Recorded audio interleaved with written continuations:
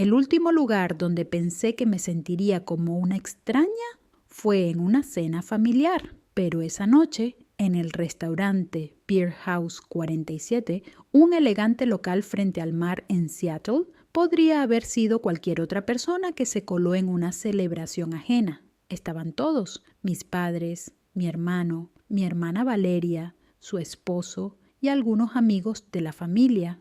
La mesa parecía sacada de una revista de estilo de vida, manteles blancos, copas de cristal, botellas de vino de $300.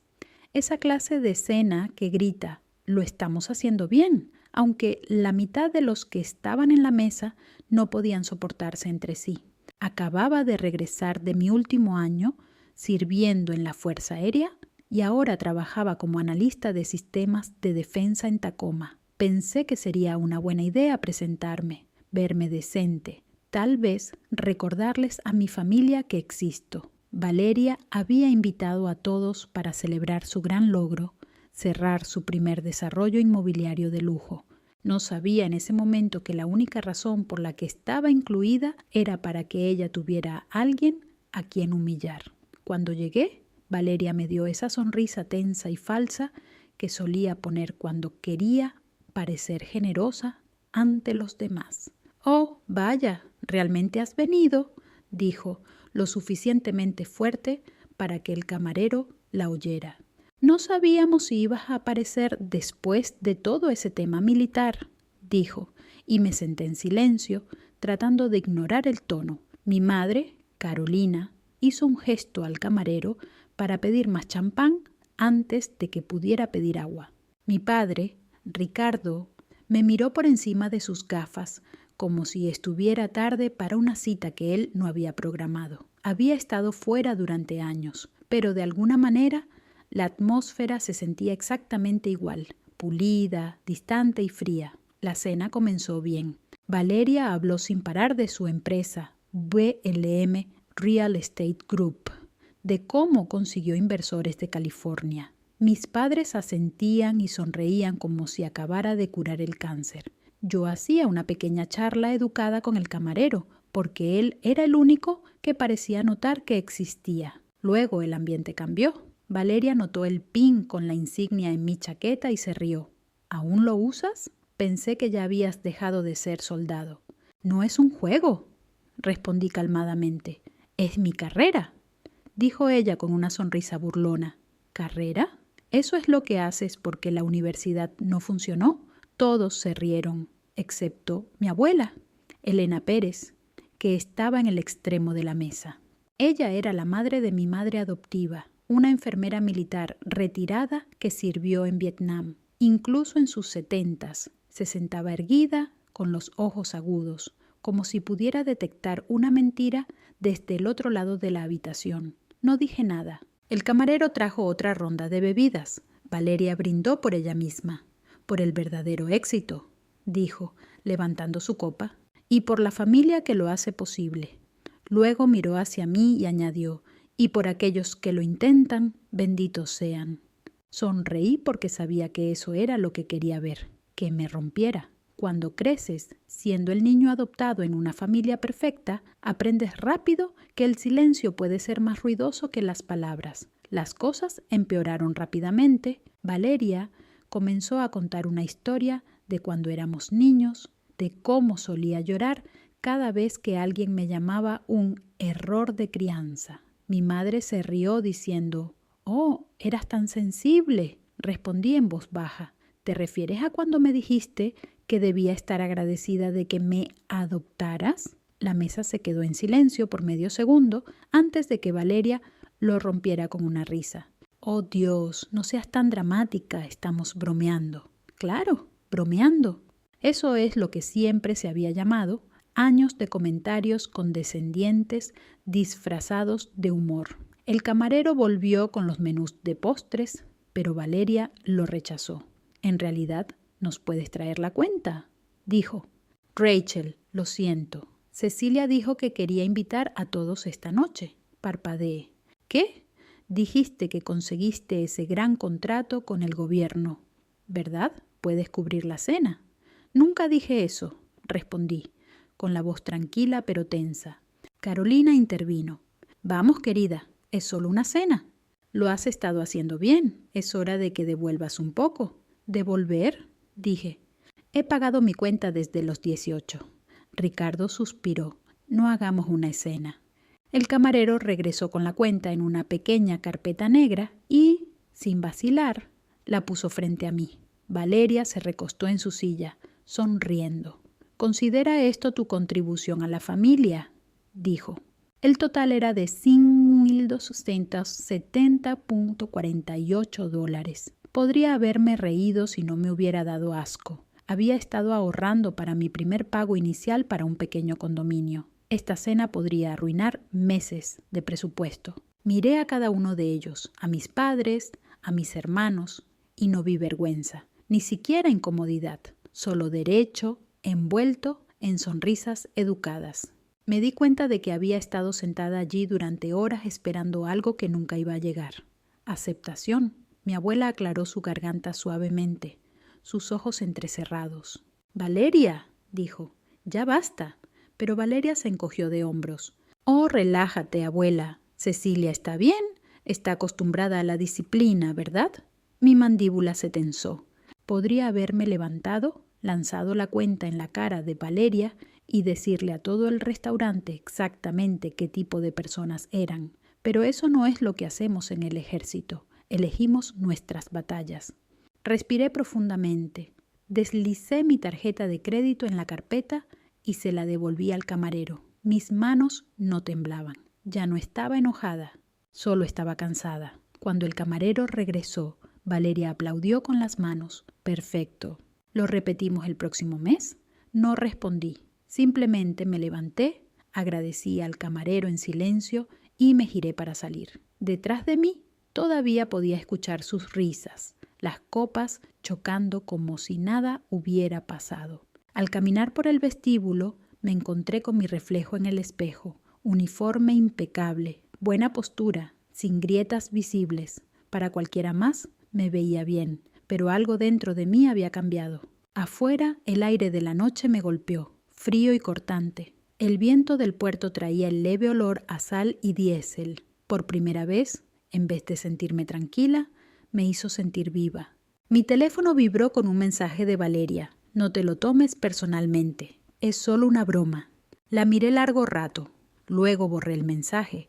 Algunas bromas solo son crueldad con mejor iluminación. Me subí al coche y me quedé allí un minuto, el motor apagado, mirando el resplandor de las luces del restaurante reflejándose en el agua.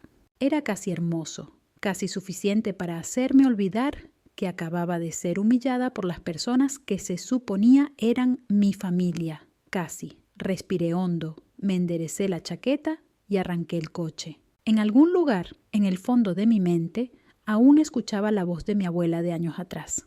Cuando te muestren quiénes son, no discutas, solo recuerda. Esa noche lo recordé todo. El camino de vuelta a Tacoma estuvo en silencio, salvo por el sonido de la lluvia golpeando el parabrisas. No encendí la radio, no necesitaba más ruido. Mi mente no dejaba de reproducir la sonrisa burlona de Valeria, la calma indiferencia de mi madre y la forma en que mi padre dijo, «No hagamos una escena», como si mi humillación fuera una molestia. Cuando llegué al estacionamiento de mi apartamento, me sentí vacía, pero no rota, solo recalibrándome. Dentro, el apartamento olía débilmente a café y combustible de avión. El olor de la cafetería de la base parecía seguirme a todas partes. Colgué mi blazer y caminé directamente hacia la esquina de la sala, donde un viejo baúl verde oliva reposaba contra la pared. Mi baúl militar contenía las únicas cosas que siempre tuvieron sentido: medallas, parches de despliegue, algunas fotos, cartas de mi unidad y una bandera americana doblada de mi última asignación en Qatar. Lo desbloqueé y saqué una pila de carpetas, medio llenas de formularios de personal y papeleo de jubilación. Debajo de ellas había algo que no había tocado en años, una pequeña caja de madera que mi abuela Elena me había enviado cuando cumplí 25. Ella me dijo que no la abriera a menos que llegara el día en que la familia dejara de fingir. Supe que ese día había llegado. Dentro de la caja había algunas fotos viejas de cuando tenía 5 años, con trenzas, sonriendo en un parque, una tarjeta de cumpleaños firmada con amor, abuela Elena, y un sobre sellado con mi nombre, escrito con su letra ordenada. Lo abrí con cuidado. Cecilia, he visto cómo te tratan desde que eras pequeña. Lo esconden tras los modales, pero la crueldad envuelta en seda sigue siendo crueldad. Si alguna vez te encuentras siendo humillada de nuevo por ellos, ven a verme. Hay algo que te mereces saber, abuela Elena. Me recosté en mi silla, sosteniendo la carta como si fuera algo radiactivo. Elena nunca exageraba. Si ella decía que había algo que saber, significaba que había pruebas. Revisé el resto de la caja y encontré un sobre manila marcado como adopción confidencial. Mi estómago se retorció. Dentro había una copia de mi expediente de adopción. Lo había visto una vez antes, cuando era adolescente, pero esta versión tenía más documentos adjuntos, documentos bancarios, correspondencia legal, firmas. Mis ojos se detuvieron en una línea destacada en amarillo. Transferencia de fondos, $600,000. Fondo de cuidado de adopción, fondo familiar Pierce. Mi corazón dio un brinco.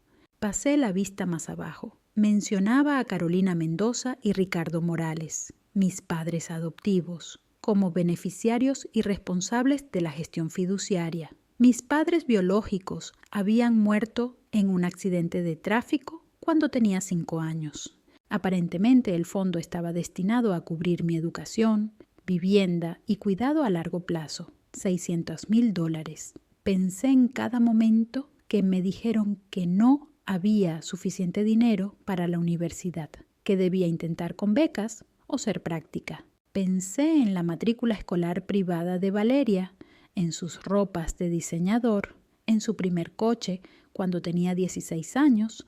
Yo había trabajado a medio tiempo en una gasolinera para pagar la universidad comunitaria. Pasé las páginas más rápido ahora. Había recibos de transferencias, registros de inversiones y una nota escrita a mano de mi madre. Usar parte del fondo para el préstamo empresarial de Valeria. Eso estaba fechado hace 12 años, el mismo año en que Valeria lanzó VLM Real Estate Group.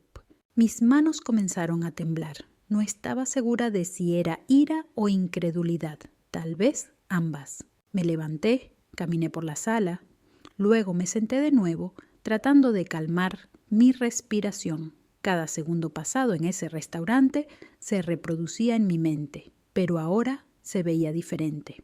Cada brindis, cada sonrisa cruel con la que vivieron gracias al dinero que era mío. Acerqué mi computadora portátil y abrí una nueva pestaña de búsqueda. Escribí Fondo Familiar Pierce y encontré un registro archivado del fondo presentado bajo la Fundación Benéfica de Elena Pérez para huérfanos de guerra y menores desplazados. Mi nombre estaba en la lista de beneficiarios. Se suponía que debía ser administrado por mis padres adoptivos bajo la supervisión de la oficina del Fondo Familiar Pierce, pero esa oficina se disolvió 5 años después de mi adopción.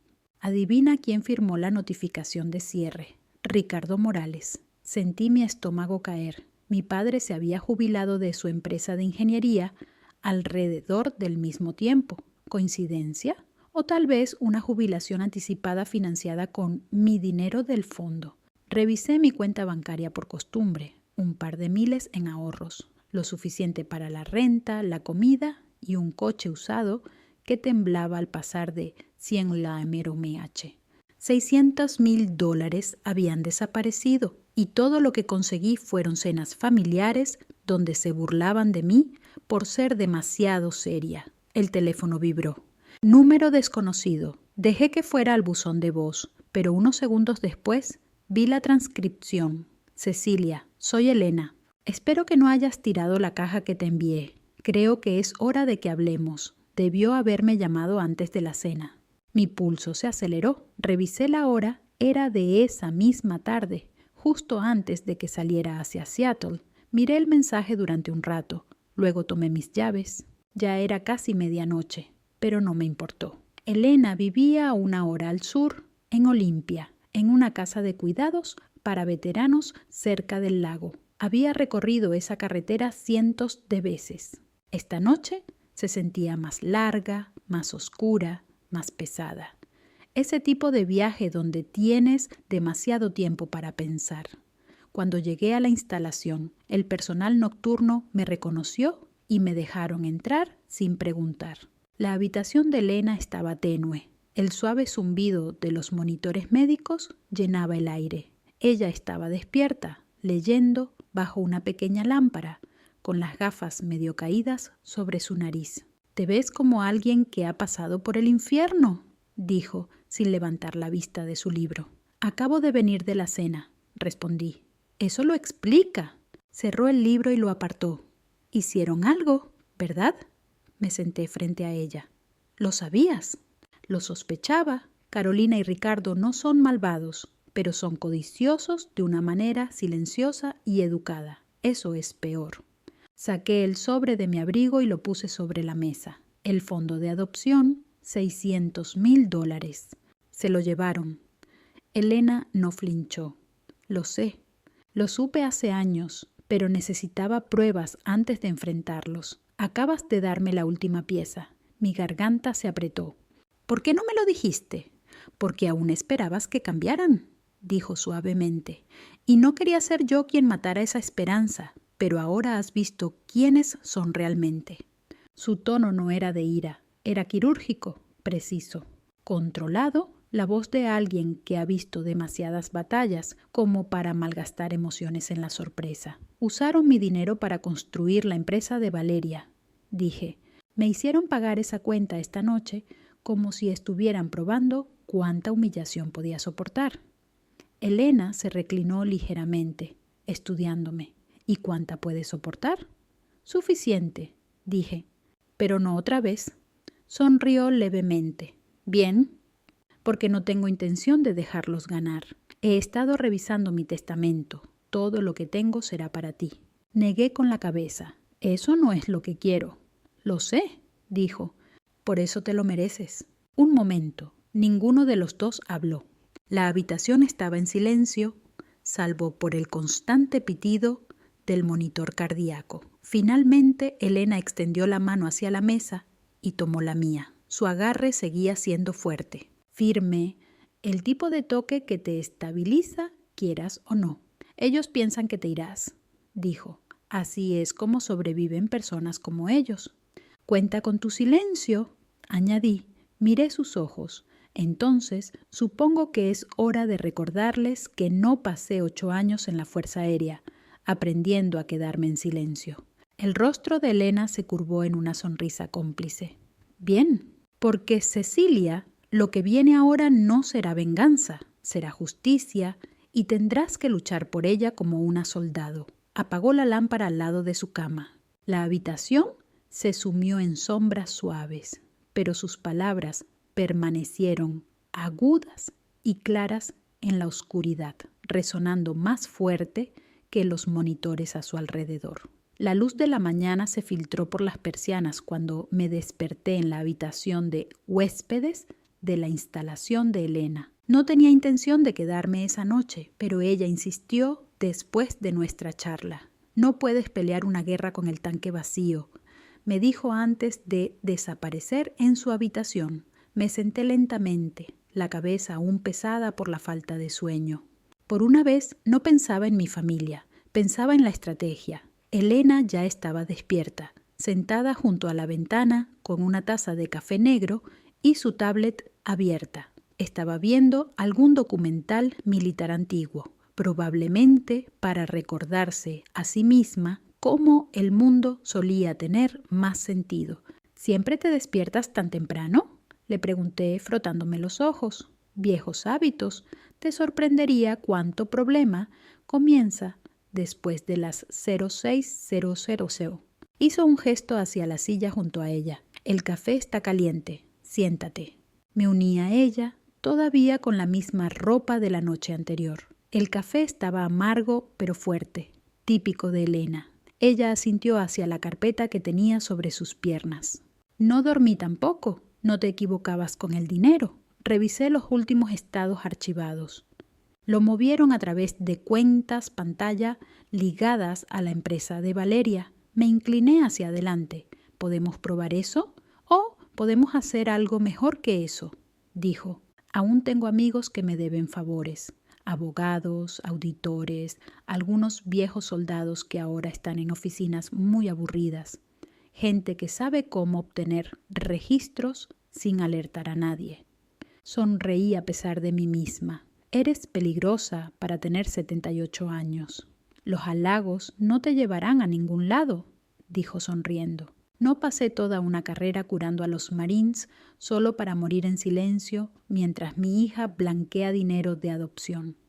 Giró la tablet hacia mí. Un gráfico llenó la pantalla. Flechas, transferencias, cuentas offshore. Usaron tu fondo como capital inicial para el negocio de Valeria, luego pasaron las ganancias a corporaciones pantalla. Cada centavo que ganó esa empresa tiene su origen en ese fondo, lo que significa que legalmente te pertenece. Eso me golpeó como un puño. ¿Hablas en serio? Completamente. Y tengo la intención de asegurarme de que quede registrado antes de irme. Elena, comencé. No hables así. Me miró largo rato, con la mirada de alguien que ya había aceptado la verdad. Cáncer de páncreas. Estadio 4. Lo descubrí hace 2 meses. Me recosté en silencio.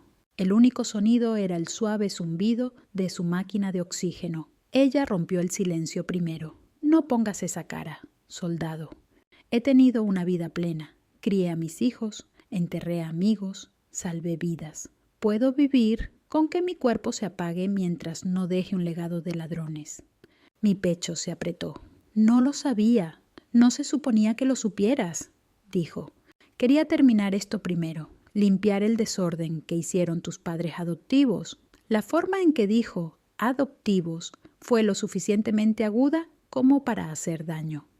Elena alcanzó una pequeña caja de madera sobre la mesa y la abrió. Dentro había papeles, algunos mecanografiados, otros escritos a mano. Estas son copias de todo lo que necesitarás. Transferencias bancarias, archivos corporativos, declaraciones firmadas.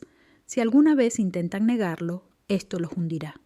Tomé uno de los documentos, un cheque firmado del Fondo Familiar Pierce, marcado para los gastos de cuidado de la adopción, endosado por Carolina Mendoza. La fecha coincidía exactamente con cuando Valeria comenzó su empresa.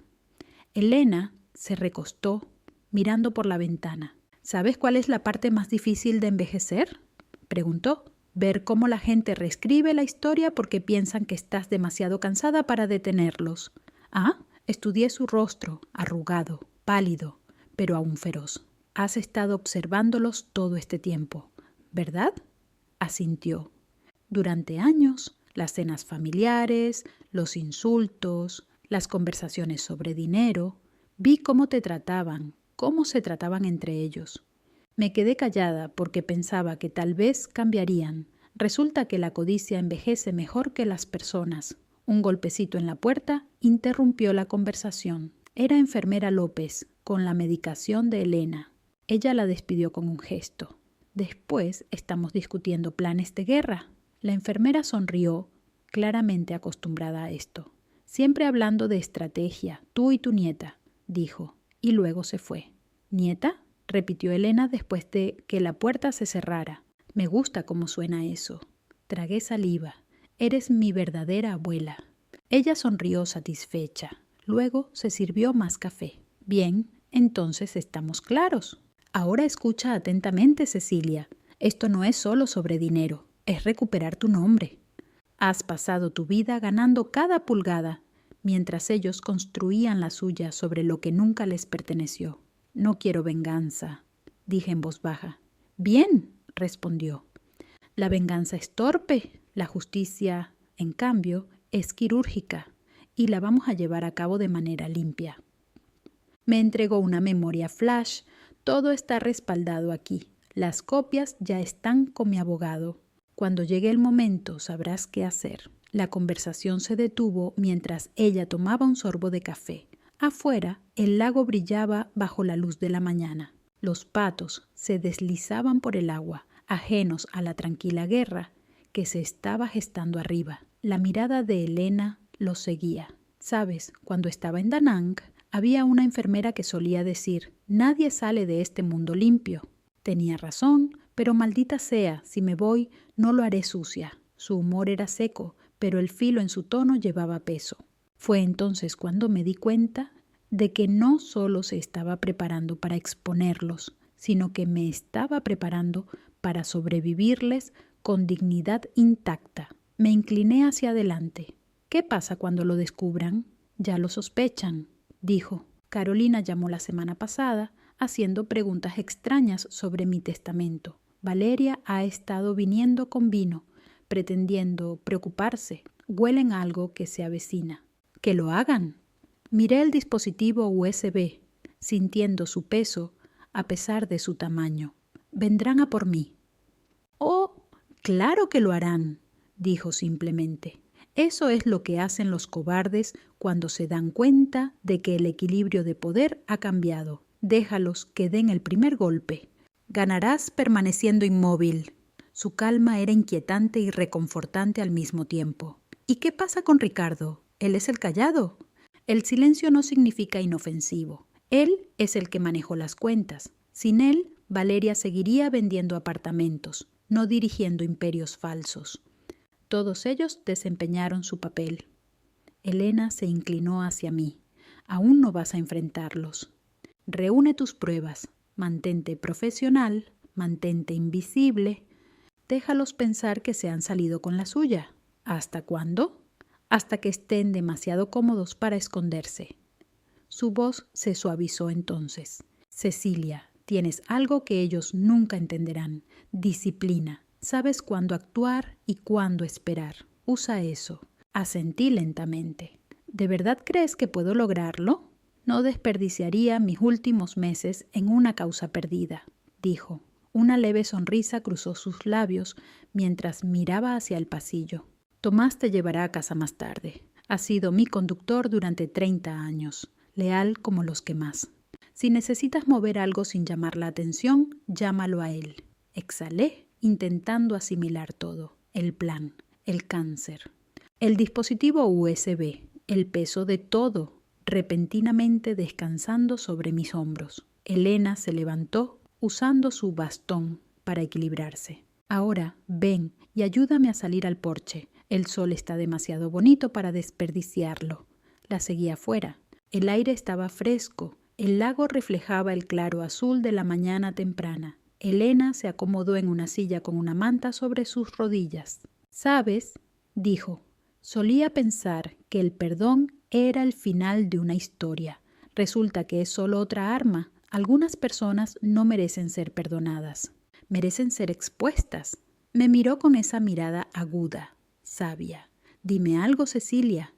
Cuando te hicieron pagar esa cuenta de la cena, ¿cómo te hizo sentir?».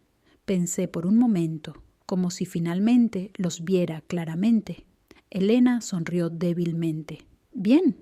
La claridad es donde comienza cada verdadera lucha». La brisa cambió, trayendo el leve aroma a cedro de los árboles que rodeaban el lago. Elena cerró los ojos, contenta. Y por primera vez, desde esa cena, sentí algo parecido a la estabilidad. Los próximos días pasaron como un reloj. Despertar, correr 2 millas, ir al trabajo, mantenerme callada. No hablé con nadie sobre lo que había encontrado, ni siquiera con mi amigo más cercano en la oficina. Aprendí en el ejército que una vez que empiezas a hablar, empiezas a filtrar información. Y esta misión no era para discusión, era para ejecución. A la mañana siguiente de visitar a Elena, conduje de regreso a mi apartamento en Tacoma. El edificio estaba tranquilo. Los vecinos salían para sus desplazamientos. El habitual zumbido de la vida urbana se filtraba en el fondo. Hice café, me senté en la barra de la cocina y abrí mi computadora portátil. El dispositivo USB que Elena me dio estaba junto a la taza. pequeño pero cargado de significado. Lo conecté y esperé a que las carpetas se cargaran. La pantalla se llenó de documentos etiquetados, transferencias financieras, declaraciones de fondos, registros corporativos, correspondencia. Cada archivo era una pieza del rompecabezas. Y cuanto más miraba, más nítida se volvía la imagen de algo inconfundible. Habían robado mi vida antes de que siquiera tuviera la oportunidad de vivirla. Cada rastro de transferencia llevaba a la empresa de Valeria Montero, VLM Real Estate Group. Abrí una base de datos de registros corporativos y la verifiqué. Allí estaba, fundada hace 12 años, justo después de que el fondo familiar Pierce transfiriera el último pago a mis padres adoptivos. Hice clic en la lista de accionistas. Carolina Mendoza, 35%. Ricardo Morales, 20%. Valeria, 45%. Yo, 0%. Era casi poético que mi nombre estuviera ausente en el negocio que se construyó con dinero destinado para mí. La ironía no dolía tanto como la claridad. No solo era la oveja negra de la familia, era su piedra angular, enterrada bajo la historia de su éxito. Alrededor del mediodía, mi teléfono de trabajo vibró. Era una llamada interna de mi departamento de consultoría de sistemas de defensa. Mi jefe quería revisar la propuesta de cifrado que había presentado la semana pasada. Respondí con calma, pretendiendo que no había pasado la mañana rastreando un fraude financiero a través de mi propio árbol genealógico. Los años en el uniforme me habían enseñado a dividir mi mente. Sonríe, concédele atención, cumple con la tarea. Después del trabajo, pasé por una pequeña cafetería en el centro. Necesitaba aire, cafeína y un lugar donde nadie me conociera. En la televisión del bar pasaban las noticias, en silencio, con las noticias de negocios locales. La cara de Valeria Montero apareció por un segundo, su voz doblada bajo la narración del reportero. Valeria Montero sigue expandiendo su imperio inmobiliario de lujo en Seattle. El barista me preguntó si quería más café. Solo asentí. Mi estómago se sentía como si estuviera recubierto de plomo. Verla en la televisión me parecía surrealista, como si estuviera viendo a una extraña que llevaba mi futuro robado. Cuando regresé al coche, me quedé en silencio. La lluvia comenzó de nuevo, golpeando el parabrisas. No lloré, no había llorado en años. Lo que sentía no era tristeza, era cálculo. Elena tenía razón. Esto no era venganza, era precisión. Esa noche abrí un nuevo documento en mi computadora y lo titulé Operación Montero. Los viejos hábitos mueren con dificultad. Comencé a delinear todo lo que sabía, nombres, fechas, cuentas bancarias, conexiones. Cada acción necesitaba un propósito.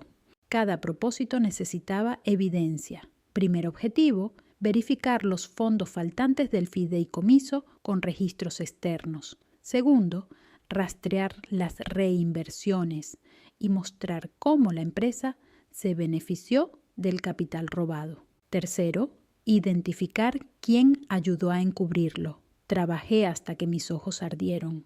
A la mañana siguiente, mi teléfono volvió a vibrar, esta vez con una notificación de redes sociales. Valeria me había etiquetado en una publicación. La leyenda decía, algunas personas simplemente no pueden seguir adelante. La familia es familia, ¿verdad? Con una foto de ella sosteniendo una copa de champán. Los comentarios estaban llenos de aduladores felicitándola por su éxito. Ninguna persona notó la crueldad oculta entre sus palabras. Esa publicación no era para obtener me gusta, era un anzuelo. No respondí. En lugar de eso, tomé una captura de pantalla. Luego la bloqueé. Más tarde ese día recibí una llamada de la casa de cuidados. Elena había sido ingresada en el hospital para observación. Su estado había empeorado durante la noche. Salí del trabajo sin decirle a nadie y conduje hasta Olimpia. El tráfico fue implacable. Cada semáforo en rojo ponía a prueba mi paciencia. Cuando llegué, Elena estaba sentada en su cama con el tubo de oxígeno en la nariz, pero sus ojos tan alertas como siempre. Parece que has pasado por un infierno, dijo. ¿El tráfico?, respondí. Se rió suavemente. Claro, siéntate. Me senté a su lado, notando la pila de papeles sobre la mesa auxiliar. ¿Trabajando incluso aquí? La muerte no cancela el papeleo, dijo secamente. Llamé a mi abogado esta mañana. El Nuevo Testamento casi está listo. La miré fijamente. Realmente no necesitas hacer eso. Lo sé, por eso lo estoy haciendo. Su tono no dejaba espacio para discusiones. Me entregó un resumen impreso. Era breve, solo unos pocos párrafos, pero lo cambiaba todo. Al momento de su fallecimiento, todos los activos restantes de Pierce Estate, incluyendo propiedades, cuentas y participaciones en el fideicomiso, se transferirían a mí, no a Carolina Mendoza, no a Valeria. No puedo aceptar esto, dije. No estás aceptando, me corrigió. Estás restaurando el equilibrio. Yo construí ese fideicomiso para proteger a personas como tú. Mi hija lo usó para alimentar el ego de su hija. Quiero que se corrija antes de irme. Hizo una pausa, su voz ahora más suave. Esto no se trata solo de la familia, se trata de honor. Yo serví para que otros pudieran vivir con él. No dejes que lo entierren conmigo. Por un momento, las máquinas en la habitación zumbaban en perfecto ritmo con los latidos de mi pecho. Elena alcanzó mi mano. Prométeme que llevarás esto hasta el final. Asentí. Lo prometo. Bien. Se recostó contra las almohadas. Ahora, dime, ¿cómo está tu puntería últimamente? Sonreí a pesar de todo. Aún mejor que la mayoría. Entonces, estás lista. Al día siguiente visité la oficina de su abogado en el centro. El hombre parecía más viejo de lo que era, con pilas de papeles a su alrededor como paredes. La señora Pérez me dijo que te esperara, dijo, deslizándome una carpeta sobre el escritorio. Ella es exhaustiva y dentro estaban los borradores legales, documentos financieros y declaraciones notarizadas. Todo firmado, todo vinculante. Elena no estaba bromeando. Ella ya había puesto todo en marcha. Al salir de esa oficina, me di cuenta de que la dinámica había cambiado. La familia que antes me humillaba en las cenas ya no tenía el poder que pensaban que tenían, solo que aún no lo sabían. De vuelta en el trabajo, intenté comportarme con normalidad, pero las noticias se difunden rápido en las ciudades pequeñas. Alguien mencionó haber visto a Valeria Montero en el canal de negocios local nuevamente, esta vez presumiendo de un trato exclusivo de inversión en el paseo marítimo de Seattle.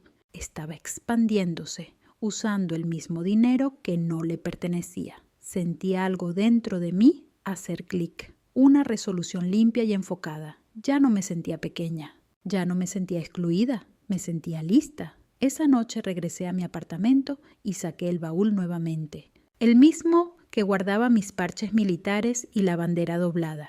Saqué mi viejo cuaderno de campo y hojeé sus páginas, recordatorios escritos a mano de los despliegues, notas tácticas, frases de liderazgo. Una línea destacó. Circulada en tinta roja, la misión no es personal, es necesaria. No eran solo palabras, era un recordatorio. La venganza es emocional. La justicia es estructurada. Cerré el libro, me recosté y dejé que el silencio llenara la habitación. La ciudad afuera zumbaba débilmente.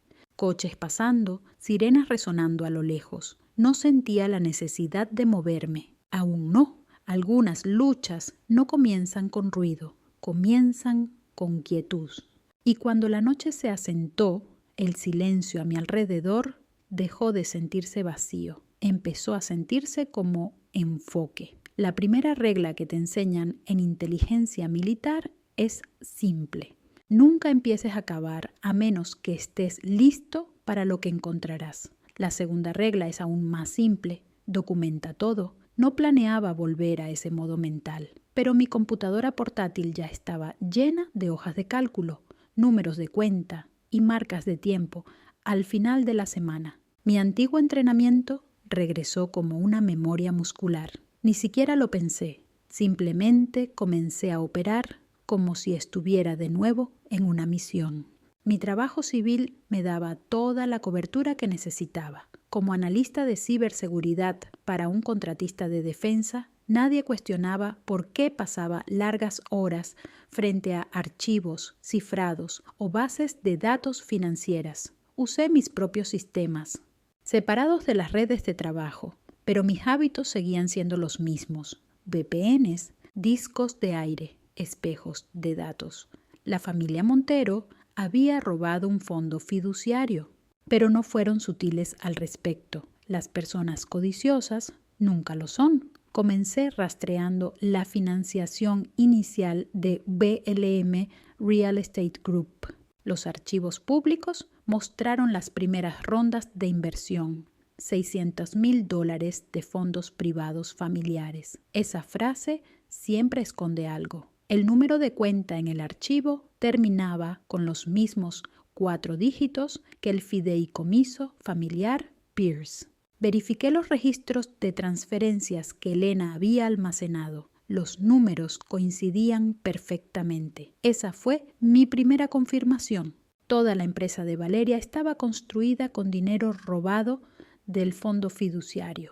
Pero una sola conexión no sería suficiente. Necesitaba un mapa, uno que mostrara todo el flujo desde mi fondo de adopción hasta su imperio empresarial. Así que construí uno. Me tomó 2 noches, una botella de café negro y más tiempo frente a la pantalla del que me gustaría admitir. Al final, las líneas parecían una telaraña extendida sobre un mapa de la ciudad. El fideicomiso Pierce en el centro, ramas alimentando a corporaciones pantalla, luego a las filiales de VLM. El nombre de Carolina Mendoza aparecía 2 veces, el de Ricardo Morales 3 veces, el de Valeria en casi cada página. Cada documento tenía una marca de tiempo, firmado y archivado. Elena ya había reunido la mitad de las pruebas. Yo solo estaba conectando los puntos. Alrededor de la medianoche, en el tercer día, me recosté y miré el monitor. La prueba estaba ahí, sólida y limpia, pero algo más llamó mi atención. Una transferencia interna de ULM a una cuenta bajo Harbor Light Foundation. Lo busqué. Era una fundación que Valeria había lanzado 3 años antes para empoderar a las mujeres jóvenes en los negocios. Casi me reí. La fundación había canalizado más de $2 millones a cuentas offshore en las Islas Caimán. A la mañana siguiente llamé a un contacto de mis días en la Fuerza Aérea, Elías Bravo, un analista de señales retirado que ahora gestionaba auditorías privadas para contratistas gubernamentales. ¿Llamas por el dinero de la familia?, me preguntó después de que le explicara. No exactamente familia, respondí. Más bien robo disfrazado de emprendimiento, silbó. ¿Vas a profundizar en eso personalmente? Ya lo he hecho. Hubo una pausa. Luego dijo, envíame los datos. Lo haré sonar si es real. Esto. No confiaba en muchas personas, pero Elías era de los pocos que sabía manejar información clasificada. En 48 horas me envió un informe comprimido. Su mensaje decía, tienes razón, es fraude y grave. Si esto llega alguna vez a los tribunales, arderán. Pero cuida tu espalda. Quien sea que esté limpiando sus cuentas sabe lo que hace. Esa frase se quedó conmigo. Alguien estaba activamente ocultando el rastro del dinero. Alguien con experiencia. Esa tarde conduje hasta un parque cercano solo para despejarme. El aire olía a pino y a lluvia. Me senté en un banco y observé a los corredores pasar, parejas paseando perros, niños alimentando patos. La vida cotidiana parecía fácil cuando no eras el que llevaba un secreto a cuestas. Mi teléfono vibró con un mensaje de enfermera López. La señora Pérez está descansando, pero estable hoy. Sigue preguntando si ya has comenzado el plan. Sonreí débilmente y respondí con un mensaje. Dile que la misión está en marcha. Y uno. Al caer la tarde, estaba completamente inmersa en la siguiente fase. Recopilar comunicaciones. Valeria Montero era lo suficientemente arrogante como para dejar huellas digitales por todas partes. Su empresa usaba una plataforma de mensajería interna compartida. A través de un enlace público a una de sus campañas de relaciones públicas, encontré metadatos almacenados, mensajes archivados adjuntos a cargas de archivos. Uno de ellos era de ella para Carolina Mendoza. Si esa chica soldado alguna vez pregunta a dónde fue a parar el fondo de adopción, solo dile que lo gastamos en sus sesiones de terapia. Nadie revisa esos registros. Entonces me quedé congelada por un momento. Ahí estaba, prueba de la intención, prueba de que sabían exactamente lo que habían hecho. Guardé el mensaje, lo encripté y lo respaldé en varios discos. Luego lo imprimí. Hay algo que te centra al sostener evidencia en tus manos, algo que te recuerda que esto no son solo píxeles, es la verdad. Más tarde esa noche, mientras ordenaba archivos, recibí un correo de Valeria sin asunto, sin saludo. Solo decía: siempre fuiste curiosa, ten cuidado donde cavas, hay cosas que es mejor dejar enterradas. La miré durante un largo minuto, luego la borré. Las amenazas digitales solo funcionan si las reconoces. Al día siguiente me reuní con una investigadora financiera que ocasionalmente asesoraba a agencias federales. Su nombre era Diana García, ojos agudos, eficiente. Nos sentamos en una cafetería tranquila mientras ella hojeaba el resumen que había impreso. Esto no es un desfalco de poca monta, dijo. Es fraude sistémico. Podrías entregarlo ahora mismo al fiscal del estado. Eso... No se lo voy a entregar a nadie aún, dije. No hasta que sepa que Elena Pérez está a salvo y entienda hasta qué punto llega. Diana me observó durante un segundo. Parece que estás planeando una operación. Sonreí. Fuerza de hábito. Cuando salí de la cafetería, la lluvia se había transformado en niebla. La ciudad brillaba bajo las luces de las farolas. Conduje de vuelta a Tacoma y estacioné frente a mi edificio, con el motor en marcha. Al otro lado de la calle vi una SUV negra que no había estado allí antes. El rostro del conductor estaba oculto tras los cristales ahumados. Podría haber sido cualquiera: reparto, seguridad, un transeúnte al azar. Aún así, mis instintos no confiaban en las coincidencias. Anoté la matrícula antes de subir las escaleras. De vuelta adentro, revisé la transmisión de seguridad de mi casa. La SUV se alejó 5 minutos después. Nadie se acercó a la puerta. Sin señales de entrada forzada, tal vez paranoia, tal vez no. Fui a la cocina y me serví un vaso de agua. El silencio se sentía más pesado de lo habitual. No era miedo. ¿Era preparación? Mi computadora emitió un pitido con un nuevo mensaje. Elías Bravo otra vez. Había encontrado algo enterrado en los registros financieros. Tu padre, escribió, no solo transfirió dinero, construyó toda una empresa de holdings a tu nombre. La cerró 2 meses después de mover fondos a través de ella. Está claro que usaron tu identidad para hacerlo parecer limpio. Fraude de identidad. Ya no era solo robo, ahora era suplantación. Exhalé lentamente. La habitación se sintió más pequeña. No solo habían tomado dinero, habían usado mi nombre para ocultar sus crímenes. Cada humillación de repente tenía sentido. Mantenerme pequeña, callada, desconectada. Esa era su estrategia todo el tiempo.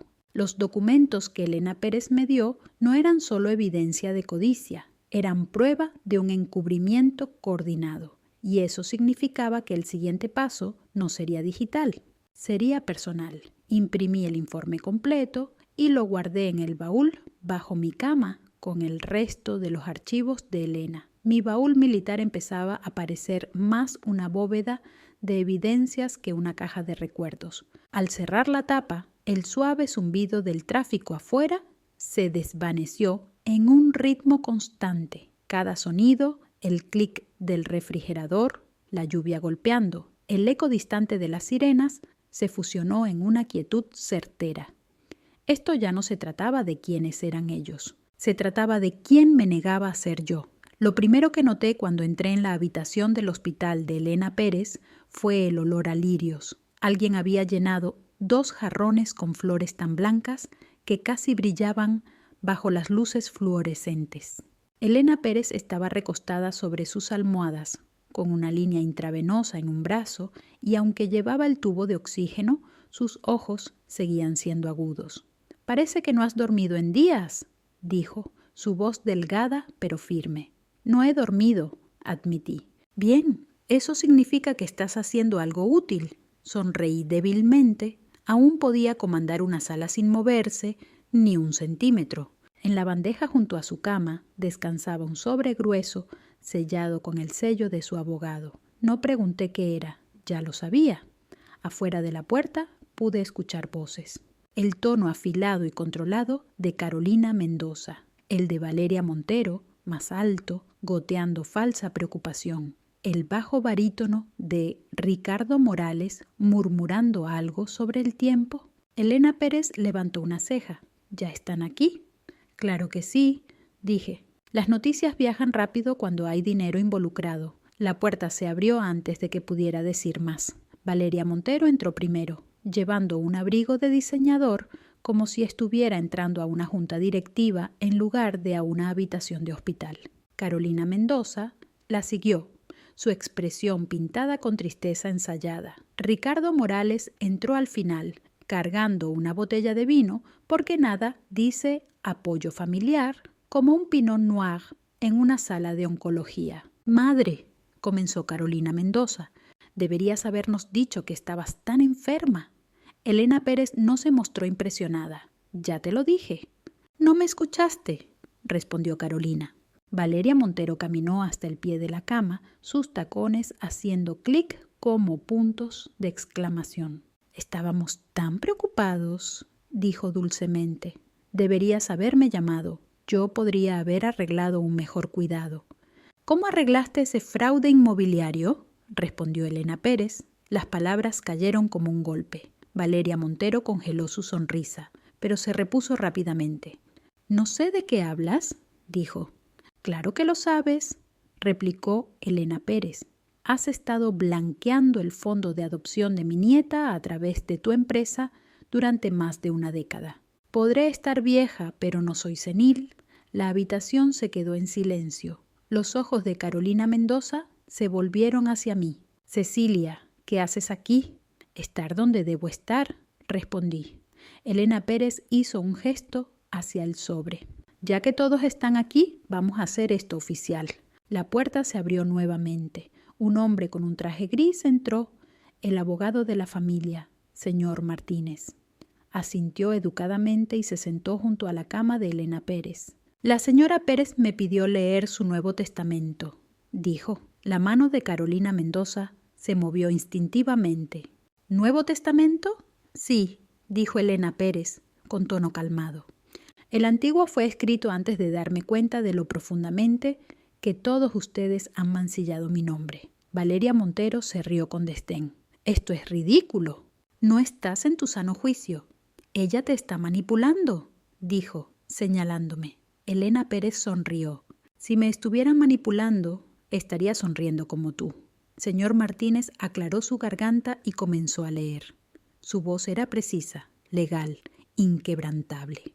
«Yo, Elena Pérez, estando en pleno uso de mis facultades, revoco todos los testamentos y declaraciones anteriores. Dejo la totalidad de mi patrimonio, tanto inmobiliario como financiero y caritativo, a mi nieta Cecilia Morales». La mandíbula de Valeria Montero cayó.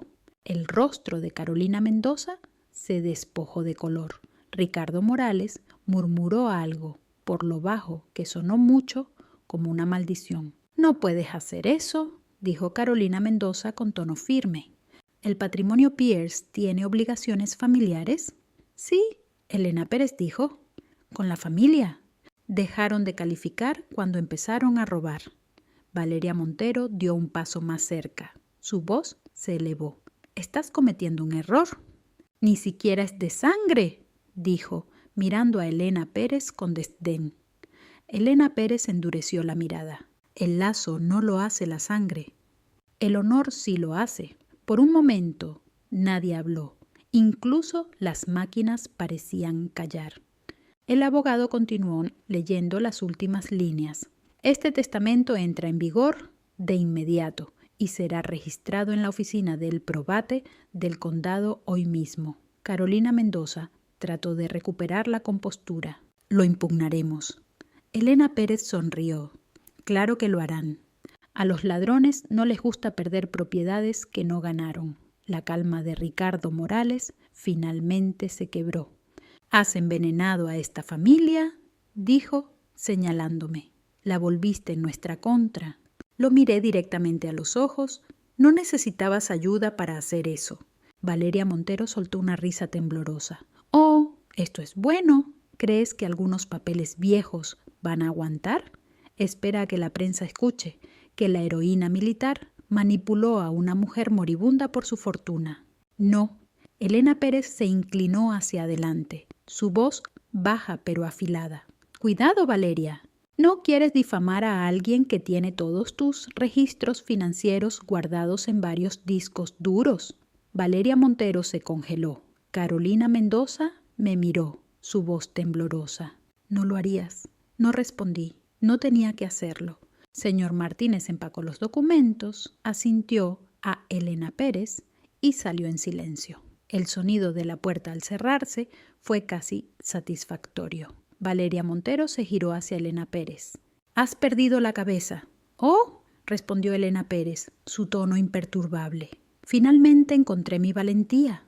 Carolina Mendoza dio un paso al frente, intentando recuperar el control. «Madre, todavía podemos arreglar esto. Sentémonos, solo nosotros. Lo resolveremos», dijo Elena Pérez, sacudiendo la cabeza. «Tuviste 30 años para resolverlo. Ahora vivirás con lo que has construido». Ricardo Morales exhaló lentamente, como un hombre que se da cuenta de que el juego ha terminado. Dejó la botella de vino sobre la mesa y miró a Elena Pérez. «Siempre te gustó el drama». Elena Pérez sonrió con desdén. «Y tú siempre confundiste la decencia con debilidad». El aire en la habitación se espesó, cada palabra cayendo más pesada que la anterior. Me quedé quieta junto a la ventana, observando el reflejo de mi familia destruyéndose. Por una vez no me sentí fuera de lugar, me sentí justo donde debía estar. La enfermera López entró, rompiendo la tensión. «Lo siento, las horas de visita están a punto de terminar». Carolina Mendoza recogió sus cosas, intentando parecer compuesta. Valeria Montero salió furiosa, sus tacones resonando por el pasillo. Ricardo Morales la siguió, murmurando algo sobre abogados. Carolina Mendoza dudó en la puerta, mirando atrás a Elena Pérez. «Estás cometiendo un error», dijo suavemente. Elena Pérez sonrió débilmente. «No, querida, estoy corrigiendo uno». Cuando se fueron, Elena Pérez dejó escapar un suspiro. «Bueno», dijo, «eso fue satisfactorio». Me reí suavemente. «Lo planeaste perfectamente». «Claro que sí», respondió. «No llegas a mi edad sin aprender a manejar el tiempo». Me senté junto a ella. «Pelearán esto, ya lo sabes». «Que lo hagan. Gastarán dinero y orgullo haciéndolo. Mientras tanto, tú estarás libre». La enfermera López regresó para ajustar su cuarzo, dándonos una sonrisa educada antes de salir nuevamente. Elena Pérez se recostó contra las almohadas, los ojos medio cerrados. ¿Sabes qué es lo que más me gustó de toda esa actuación? ¿Qué? La parte en la que Valeria Montero se dio cuenta de que su falso imperio acaba de perder su fundamento. La mujer apenas podía respirar. Me reí entre dientes. «Eres realmente peligrosa, abuela. No me halagues, soldado». Elena Pérez abrió un ojo. «Tienes trabajo que hacer». Sus palabras flotaron en el aire. Medio comando, medio bendición. Afuera, el cielo sobre Olimpia se había tornado gris suave. Las gotas de lluvia recorrían el cristal, cada una atrapando el reflejo de la habitación. Elena Pérez cerró los ojos, su respiración lenta pero firme. Durante un rato me quedé allí, escuchando la lluvia, observando el tranquilo ascenso y descenso de su pecho. Todo lo que debía decirse ya se había dicho. Sin embargo, el silencio no se sentía vacío, se sentía merecido. La puerta se abrió nuevamente y la enfermera López susurró algo sobre los papeles de alta, sobre mover a Elena Pérez a una habitación más tranquila al día siguiente. Asentí. Elena Pérez no se movió. Estaba descansando, el tipo de descanso que viene después de una batalla bien librada. Y por primera vez en años no sentí que estaba fuera de mi propia historia. La noticia salió antes del desayuno. Ni siquiera había terminado de verter mi café cuando mi teléfono comenzó a vibrar sin parar. Llamadas, mensajes, alertas de correo electrónico. Al principio pensé que era otro problema de trabajo. Luego vi los titulares en mi pantalla, en letras grandes. Herencia de Seattle despoja a su familia, deja toda su fortuna a su nieta adoptiva. Habían usado una foto de Elena Pérez y yo tomada en un evento benéfico para veteranos hace 2 años. Ella sonreía orgullosa. Yo estaba en uniforme y el pie de foto decía: oficial de inteligencia de la Fuerza Aérea se convierte en la inesperada heredera millonaria. Casi dejé caer la taza. El teléfono volvió a vibrar. Valeria Montero. No respondí. Luego Carolina Mendoza, Ricardo Morales. Incluso algunos números desconocidos. La última llamada fue de una estación de noticias local pidiendo una entrevista en vivo. Apagué el teléfono y dejé que el silencio se asentara. La historia se había extendido más rápido que un incendio forestal. Cada medio, desde Seattle hasta San Francisco, la estaba difundiendo. Algunos con simpatía, otros no tanto. La primera ola de cobertura la pintaba como una historia conmovedora sobre una veterana finalmente obteniendo justicia, pero la segunda ola fue un caos puro. Titulares como "Soldado codiciosa manipula a su abuela moribunda" y "La traición familiar", "El escándalo de la herencia adoptiva" llenaron los feeds. Las secciones de comentarios eran una zona de guerra. La mitad de la gente me llamaba heroína. La otra mitad me llamaba estafadora. Abrí mi computadora portátil, desplacé el cursor por el interminable ruido y luego la cerré tan rápido. Leer esos comentarios fue como caminar descalza sobre cristales rotos. Fue en ese momento cuando sonaron 3 golpes firmes y deliberados en mi puerta. Miré a través de la mirilla y vi una cara conocida: Antonio Rodríguez, el abogado de Elena Pérez. Abrí la puerta y entró con su maletín, luciendo como un hombre que no había dormido desde ayer. ¿Has visto las noticias?, preguntó. Difícil no hacerlo, respondí. Asintió. Han presentado una solicitud para impugnar el testamento. Claro que lo han hecho, murmuré. Valeria Montero probablemente redactó la moción ella misma entre publicaciones en Instagram. Antonio Rodríguez sonrió con sequedad. De hecho, contrató una agencia de relaciones públicas de crisis y un equipo legal de Bellevue. Están alegando influencia indebida y capacidad disminuida. Traducción: ¿están desesperados? Exactamente, pero la desesperación aún puede causar daño. Necesitamos adelantarnos a esto. Colocó un expediente sobre mi mesa. Dentro había los primeros documentos, formales, fríos, llenos de jerga legal, pero el corazón de todo era simple. Mi familia quería recuperar todo. Están alegando que manipulé a Elena Pérez mientras estaba enferma. Antonio Rodríguez continuó, que la aislé, que interfirió con la atención médica y la presioné para cambiar su testamento. Exhalé por la nariz. ¿Me están acusando de abuso a ancianos?, asintió. Es una táctica sucia. Lo presionarán con fuerza. Me recosté en el mostrador. Tenemos pruebas de su competencia mental, 3 evaluaciones médicas separadas, todas fechadas dentro de 2 semanas desde el Nuevo Testamento, dijo, firmadas, notariadas y respaldadas por el testimonio del personal del hospital. Estaba clara hasta el final. Así era Elena Pérez, siempre un paso adelante. Antonio Rodríguez deslizó otro documento hacia mí. El problema más grande es la percepción pública. Valeria Montero ya ha contactado con varios periodistas. Está pintándose a sí misma como la víctima. Abrió su tablet y reprodujo un clip corto. Valeria Montero estaba sentada en un estudio.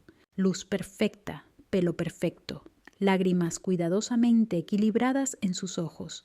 Quería mucho a mi abuela, dijo, su voz temblando justo lo necesario. Estábamos muy unidas hasta que Cecilia Morales volvió a entrar en su vida. Después de eso todo cambió. Mi abuela se volvió distante, confundida, manipulada. Observé en silencio cómo el reportero asentía con simpatía. ¿Crees que Cecilia Morales influyó en el testamento?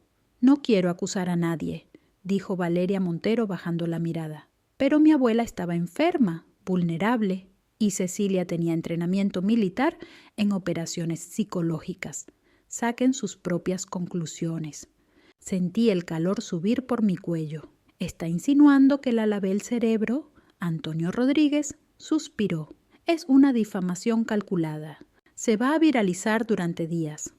El video volvió al presentador, resumiendo la investigación en curso. ¿Investigación?, pregunté.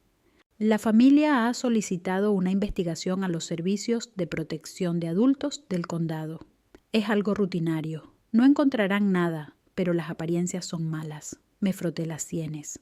Así que ahora soy una estafadora y una abusadora. Genial. Antonio Rodríguez cerró el expediente.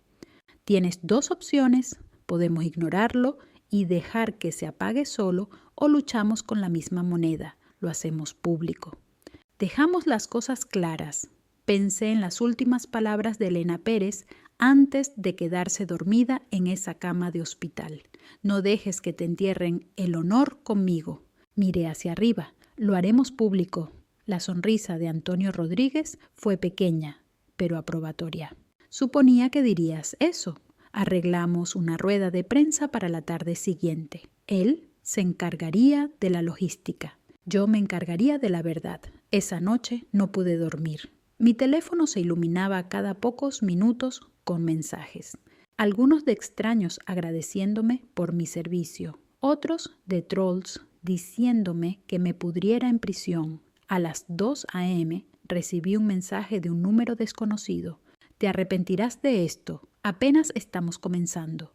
Sin firma, pero no necesitaba ninguna. La gramática de Valeria Montero siempre era demasiado pulida para su propio bien. A la mañana siguiente, cuando llegué a la oficina en el centro donde se celebraría la conferencia, los reporteros ya se estaban reuniendo afuera. Cámaras, micrófonos, flashes, todo el circo. Antonio Rodríguez me recibió en la entrada.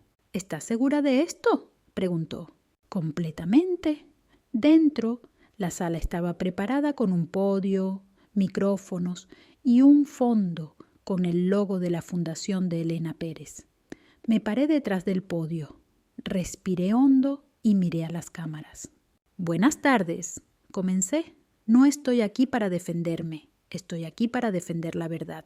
Les conté todo, cómo fui adoptada por una familia que pasó años recordándome que no era una de ellos, cómo robaron el dinero destinado para mi cuidado y lo usaron para financiar su estilo de vida, cómo Elena Pérez lo descubrió, los confrontó y eligió hacer lo correcto.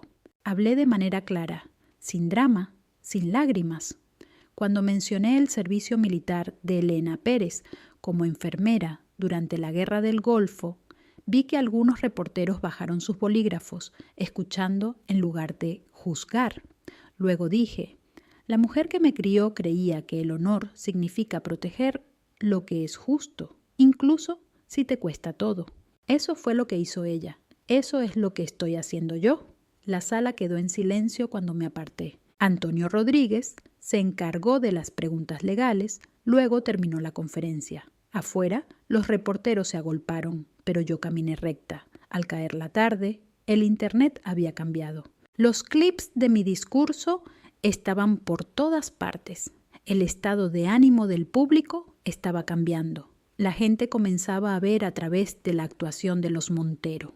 La entrevista de Valeria Montero ahora estaba siendo diseccionada fotograma a fotograma, sus lágrimas de cocodrilo comparadas con mis respuestas directas. Aún así, la victoria nunca llega limpia. Esa noche, mientras revisaba los mensajes, un titular llamó mi atención. El colapso de Valeria Montero ante las cámaras. La verdad detrás del desmoronamiento de la heredera. Hice clic en el video. Mostraba a Valeria Montero saliendo furiosa de una entrevista, gritando a un productor. Su voz se captó en un micrófono en vivo. Esa soldado lo robó todo. Lavó el cerebro a la abuela por dinero. El internet hizo lo que siempre hace. La devoró viva. Los comentaristas la llamaron con derecho, manipuladora, cruel. Los memes inundaron el feed en cuestión de horas. Mi teléfono vibraba sin parar nuevamente, pero esta vez los mensajes eran diferentes. Bien por ti, Cecilia Morales. Ella obtuvo lo que merecía. RNI. Finalmente, alguien se enfrenta a estos consentidos. Por una vez, el ruido no me lastimó. Simplemente confirmó lo que ya sabía. Elena Pérez había dado vuelta a la situación antes de irse. Me serví otra taza de café y miré por la ventana. El cielo nocturno se reflejaba en el cristal. La ciudad brillaba abajo. No me sentía triunfante. Solo me sentía estable. La verdad finalmente había salido a la luz y las personas que construyeron sus vidas sobre mentiras se estaban ahogando en ella. El edificio del tribunal olía a madera vieja y café frío. Las cámaras destellaban afuera mientras Antonio Rodríguez y yo subíamos los escalones de piedra. Él se veía calmado, profesional, imperturbable, el tipo de hombre que ha visto demasiadas familias destruirse por una herencia. Yo no estaba nerviosa, ya no. Pasé años siendo humillada frente a estas personas. Una sala de tribunales no iba a sacudirme. Dentro todo se sentía estéril y lento. El alguacil llamó los nombres. Los abogados hojeaban papeles. Los reporteros llenaban los bancos traseros. Valeria Montero estaba sentada en la mesa de la defensa, usando un traje negro como si estuviera audicionando para un documental de simpatía. Carolina Mendoza estaba a su lado, pretendiendo secarse los ojos, y Ricardo Morales se reclinaba hacia atrás, brazos cruzados, fingiendo que todo esto estaba por debajo de él. No los miré. Mis ojos se quedaron fijos en la jueza, la Honorable Diana Miller, una mujer conocida por sus decisiones tajantes. Entró sin ceremonias, ajustó sus gafas y habló con una voz que podría callar un motín. Estamos aquí respecto al testamento impugnado de la difunta Elena Pérez, dijo. Procedamos. El abogado de Valeria Montero se levantó primero, alto y de verbo suave, el tipo de hombre que usaba su encanto para disfrazar la podredumbre por debajo. Su señoría, comenzó, este caso trata de la compasión. Mis clientes, los Montero, son una familia amorosa, sorprendida por la manipulación. Demostraremos que la fallecida fue coaccionada para reescribir su testamento bajo la influencia indebida de la demandada Cecilia Morales. Usó mi nombre completo como si fuera un insulto. Solo crucé las piernas y mantuve mi rostro neutral. Cuando terminó, Antonio Rodríguez se levantó. No perdió tiempo. Su señoría, este caso no trata de compasión, trata de responsabilidad. La evidencia mostrará que los Montero defraudaron su propio fondo familiar durante décadas. Robaron fondos destinados para la crianza de la demandada y usaron la intimidación y la humillación para mantenerla callada. Elena Pérez, plenamente consciente y en pleno uso de sus facultades mentales, corrigió ese error. No levantó la voz ni una vez. El peso de sus palabras hizo el trabajo por él. El primer testigo fue la enfermera López de Elena Pérez, una mujer de unos 50 años con ojos claros y voz firme. Describió a Elena Pérez como aguda, como una cuchilla, hasta su última semana. Supo exactamente lo que estaba afirmando, dijo, y estaba furiosa por cómo su familia trató a Cecilia Morales. El abogado de Valeria Montero intentó hacerla tropezar. ¿Está diciendo que una paciente anciana con cáncer no era vulnerable a la sugestión? La enfermera López no se inmutó. Lo que estoy diciendo es que fue la paciente más obstinada que he tenido. Nadie la hizo hacer algo que no quisiera. La sala de tribunal rió suavemente. Incluso la jueza sonrió. Luego, Antonio Rodríguez presentó los documentos financieros, los mismos que pasé noches armando. Transferencias, registros de cuentas, empresas fantasmas, todo el esquema de su fraude. Cada archivo fue proyectado en la pantalla del tribunal, los números brillando bajo la luz fluorescente como una confesión. El abogado de Valeria Montero objetó a todo. Irrelevante, invasivo, fuera de contexto.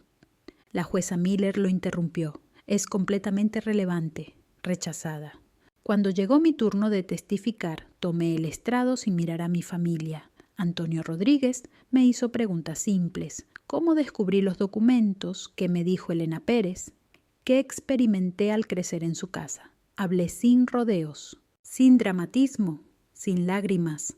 Me dejaron claro que no era parte de la familia. Dije, usaron mi historia de nacimiento como una broma. Y cuando pensaron que se saldrían con la suya con lo que robaron, me hicieron pagar su cena como un recordatorio final de mi lugar. Valeria Montero puso los ojos en blanco tan fuerte que pensé que podrían quedarse pegados. Su abogado intentó desacreditarme. Señorita Montero, ¿no es cierto que tiene formación militar en operaciones psicológicas? Sí, respondí. ¿Y no es cierto que esa formación podría usarse para manipular emocionalmente a alguien? No, a menos que lo merezca, respondí. La sala se rió nuevamente. La jueza Miller sonrió, pero rápidamente regresó a sus notas. Cuando Valeria Montero tomó el estrado, la energía en la sala cambió. Estaba toda composure falsa, voz temblorosa, en los momentos cuidadosamente elegidos. Quería mucho a mi abuela, dijo. Solo quería lo que era justo. Antonio Rodríguez se adelantó para el contraexamen. ¿Justo?, preguntó. ¿Cómo usar los fondos robados para comenzar tu empresa? Valeria Montero dudó. Ese dinero fue dado a mis padres, dado para el cuidado de Cecilia Morales, dijo Antonio Rodríguez. Y la primera ronda de inversión de tu empresa vino de esos mismos fondos. Usaste ese dinero, ¿verdad? No lo recuerdo, dijo débilmente. Antonio Rodríguez tocó su tablet. ¿Lo recordarías mejor si lo reproduzco? Presionó play. Los altavoces del tribunal llenaron la sala con la voz de Valeria Montero, su mensaje a Carolina Mendoza. Si esa chica, soldado, alguna vez pregunta a dónde fueron los fondos de adopción, solo dile que lo gastamos en sesiones de terapia. El silencio que siguió fue eléctrico. El rostro de Valeria Montero se puso pálido. Sus manos se apretaron en puños. Carolina Mendoza intentó susurrar algo, pero el daño ya estaba hecho. La jueza Miller se inclinó hacia adelante. ¿Es esa tu voz, señorita Montero? Valeria Montero dudó. Se sacó de contexto. La jueza Miller levantó una ceja. ¿El contexto siendo fraude? Nadie se rió esta vez.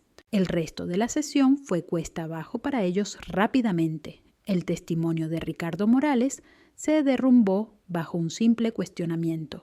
Carolina Mendoza intentó la táctica de la simpatía, alegando confusión, y luego accidentalmente confirmó una de las transferencias bancarias. Su abogado objetó tantas veces que ya se volvía cómico. Para el receso de la tarde, todos en la sala sabían cómo terminaría esto. Cuando el tribunal reanudó, Antonio Rodríguez presentó las evaluaciones médicas firmadas por Elena Pérez, 3 médicos confirmando su competencia mental. Los informes eran concisos, profesionales, irrefutables.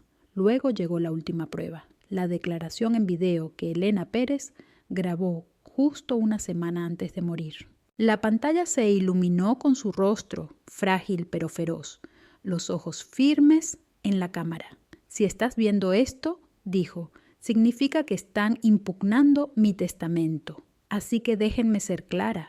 No fui manipulada, no estaba confundida, estaba enojada. Enojada de que la gente que amaba se aprovechó de una niña y fingieron que era bondad. Cecilia Morales merece todo lo que le he dado, se lo ha ganado con fuerza, integridad y gracia. Mi único arrepentimiento es no haber hecho esto antes. El abogado de Valeria Montero objetó, alegando influencia emocional. La jueza Miller lo rechazó de inmediato. Cuando el video terminó, el tribunal estuvo en un silencio total, excepto por el zumbido del aire acondicionado. La jueza Miller se quitó las gafas y habló lentamente. He revisado las pruebas, el testimonio y la documentación. Es abrumador. Miró hacia mi familia. Los Montero no solo no han probado la influencia indebida, sino que han demostrado un patrón de conducta financiera indebida y abuso. Carolina Mendoza comenzó a llorar. Valeria Montero miraba al frente, su mandíbula apretada. Ricardo Morales se frotó las sienes. La jueza Miller continuó. Por lo tanto, falló a favor del testamento tal como fue ejecutado. El patrimonio de Elena Pérez quedará bajo el control exclusivo de Cecilia Morales. Además, se ordena la restitución de los fondos de adopción malversados por un total de $2.3 millones con los intereses acumulados a pagar en 90 días.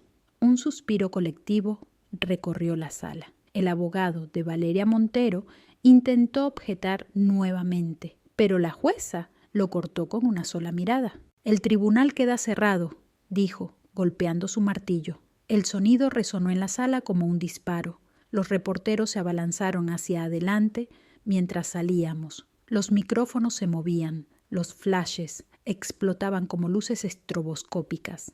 Antonio Rodríguez me guió entre ellos sin decir nada. Afuera, el aire se sentía más brillante de lo que había estado en años. Bajando las escaleras del tribunal, vi a Valeria Montero gritando en su teléfono. Carolina Mendoza se desplomó junto a Elena Pérez, mientras Ricardo Morales caminaba de un lado a otro como un hombre viendo cómo su imperio se desmoronaba. Por una vez no me sentí pequeña bajo su sombra. La justicia no rugió, susurró, y ese susurro era más fuerte que todo su ruido combinado. Cuando llegué a casa después del juicio, toda la ciudad ya había visto el veredicto.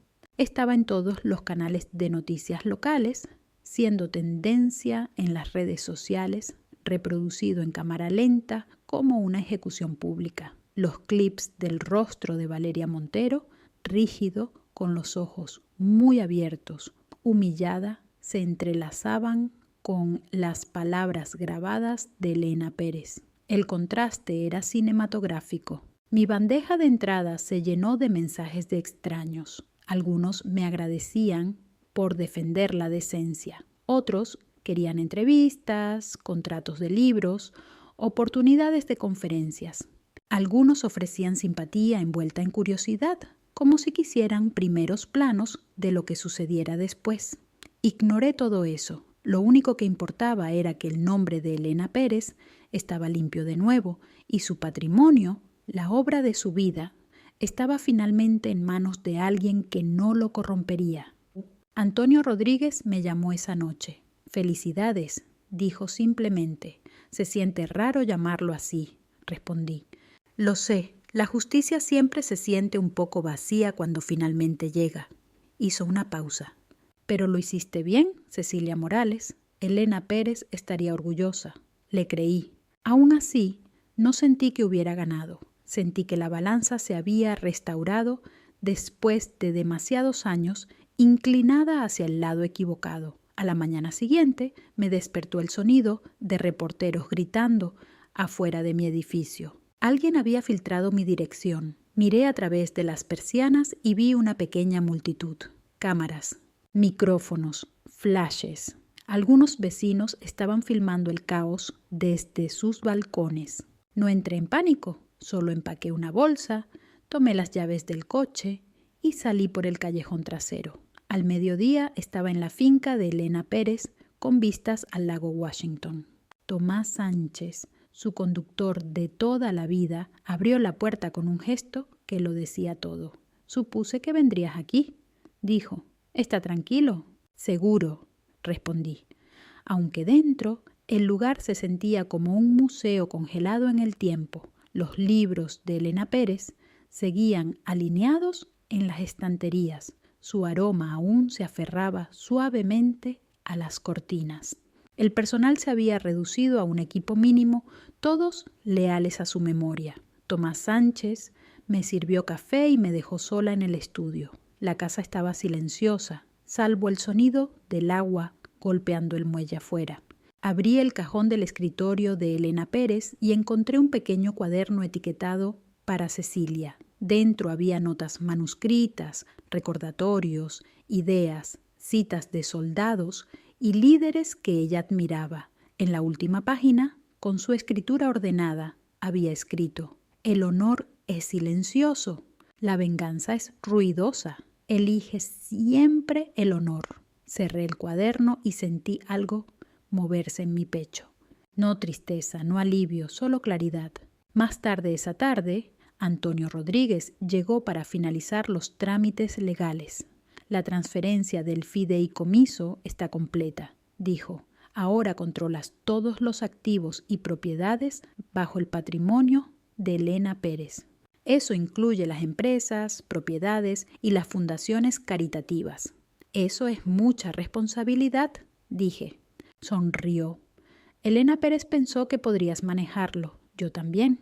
Repasamos la logística, las cuentas de la fundación, los equipos de gestión, las declaraciones fiscales. Todo lo que Elena Pérez había construido estaba intacto, esperando dirección. No estaba segura de qué hacer primero, pero sabía lo que no debía hacer.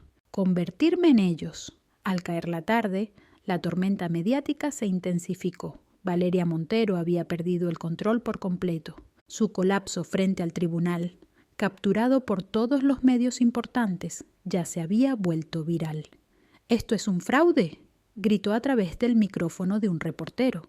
«Esa mujer manipuló a mi abuela. ¿No es familia?». El clip terminó con ella siendo escoltada a un coche por seguridad, aún gritando. El Internet lo convirtió en un meme en pocas horas. Alguien añadió un texto que decía: «Cuando pierdes tu herencia y tu dignidad en el mismo día». Tenía millones de vistas por la mañana. Carolina Mendoza intentó jugar la carta opuesta, apareciendo en una entrevista entre lágrimas con un periódico local. «Solo quiero que mi madre descanse en paz», dijo suavemente, manos juntas como una santa. Pero su halo se rompió cuando el periodista le preguntó por el fondo de adopción de $750,000. La respuesta de Carolina Mendoza: «Ese dinero se gastó en el cuidado de Cecilia Morales», desencadenó una verificación de registros públicos. Al día siguiente, el periódico publicó pruebas de compras de lujo y vacaciones financiadas por esa misma cuenta. La simpatía se evaporó durante la noche. Ricardo Morales se quedó mayormente en silencio, aunque un vecino lo vio gritar por teléfono en su entrada, amenazando con demandar a cada periodista de Washington. En una semana, su firma de abogados lo suspendió por preocupaciones éticas. Cada uno de ellos se derrumbó a su manera, pública y espectacularmente. La empresa de Valeria Montero perdió inversionistas. El círculo social de Carolina Mendoza se volvió en su contra. La reputación de Ricardo Morales se desmoronó. Ver todo eso desarrollarse no me trajo alegría. Solo cierre. Un par de días después, Antonio Rodríguez me mostró un correo electrónico del fiscal estatal. «Están persiguiendo cargos criminales», dijo. «Apropiación indebida, fraude fiscal, robo de identidad. Está avanzando rápido». «Se lo merecen», dije en voz baja. Asintió. «No tienes que participar si no quieres. Tu testimonio del caso civil es suficiente». «Testificaré», dije. «Si quieren hablar de responsabilidad, que lo hagan bajo juramento». Fuera, el clima había cambiado. La lluvia gris de Seattle había dado paso a un viento frío y limpio. Salí al balcón, con vista al agua. El aire olía afilado, como lluvia y cedro. Por primera vez en años, pude respirar sin ese peso familiar oprimiendo mi pecho. Pero la paz nunca dura mucho cuando las personas pierden su poder. Esa noche, alrededor de las 9 p.m., alguien lanzó una piedra a través del cristal de seguridad de la puerta principal. Las cámaras lo captaron. El coche del esposo de Valeria Montero estaba parado cerca. Llamé a la policía, presenté un informe y actualicé la seguridad de la finca a sensores de nivel militar. A la mañana siguiente se emitió una orden de restricción contra los 3. Aún así, sabía que no debía subestimarlos. Antonio Rodríguez volvió a llamar esa tarde. «¿Están acabados?», dijo. «Pero aún deberías estar alerta». «Siempre lo estoy». Más tarde esa noche me senté en la oficina de Elena Pérez nuevamente. El suave zumbido de la chimenea llenaba el espacio. Abrí el cuaderno que me había dejado y releí la última línea. «Elige el honor siempre. La venganza es ruidosa». Me di cuenta de que no solo me había dejado riqueza, me había dejado una misión. Entonces tomé una decisión. Lo primero que haría con la finca no sería expandir las empresas ni mudarme a lujo.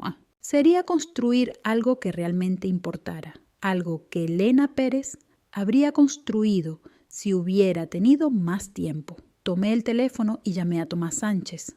«Necesito que contactes al equipo de la fundación», dije. «Vamos a expandir las operaciones a nivel estatal. Ayuda legal para niños adoptados, servicios de terapia, becas educativas, vivienda de emergencia, todo». Él dudó, luego sonrió. Elena Pérez habría aprobado eso. «Exacto», dije. Las siguientes semanas se difuminaron en acción. Reuniones, presentaciones legales, llamadas interminables. La prensa había cambiado de enfoque nuevamente, de escándalo a redención. La heredera veterana usa su herencia para ayudar a niños abusados. La historia prácticamente se escribió sola, pero detrás de los titulares me mantuve alejada de todo lo que aún oliera a los Montero. Los activos de Valeria Montero fueron confiscados. Carolina Mendoza y Ricardo Morales enfrentaron auditorías financieras. Su mundo se había dado la vuelta y por una vez el mío se mantuvo firme.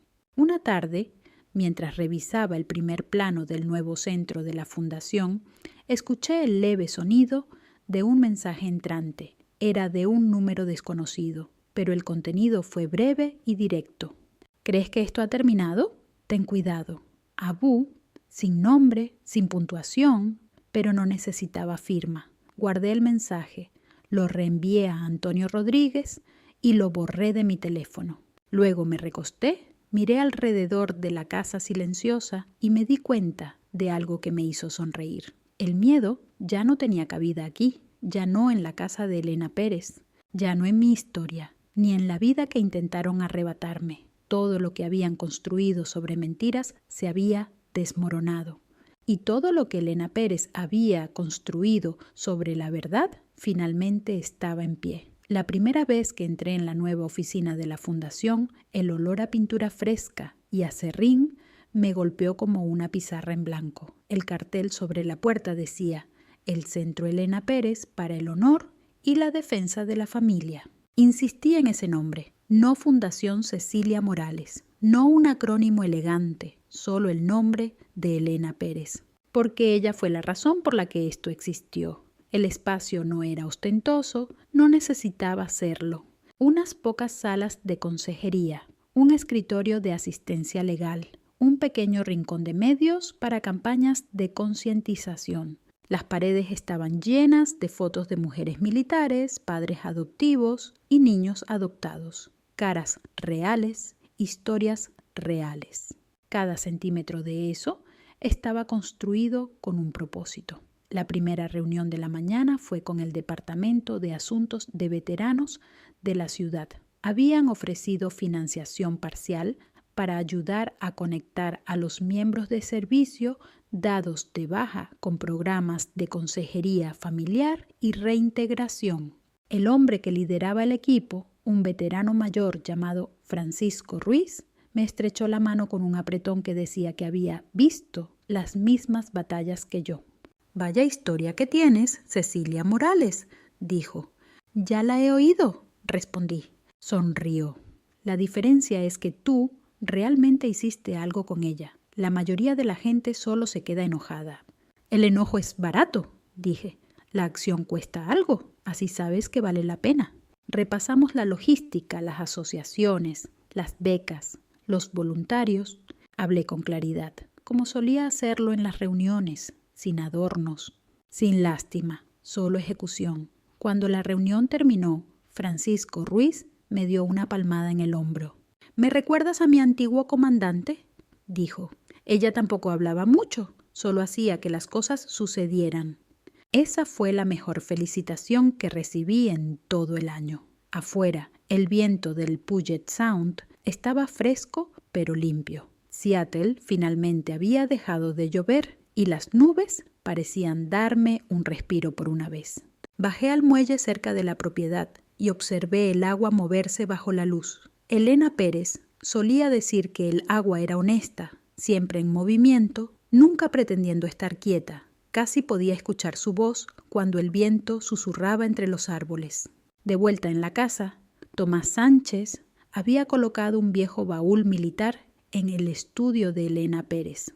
Dentro había archivos que ella había guardado desde sus días como enfermera, informes médicos, condecoraciones, incluso cartas de los soldados que había tratado. Una carta me llamó la atención. La letra era joven, desordenada, sincera. Una vez me dijiste que sobrevivir no se trata de suerte, se trata de lo que haces con tu segunda oportunidad. Lo logré. Estoy intentando que valga la pena. No había nombre, solo una firma. J.S. Cerré la carta y la coloqué sobre su escritorio. Esa línea, haz que valga la pena, se convirtió en el lema de la fundación. La imprimimos en la pared sobre el mostrador de recepción.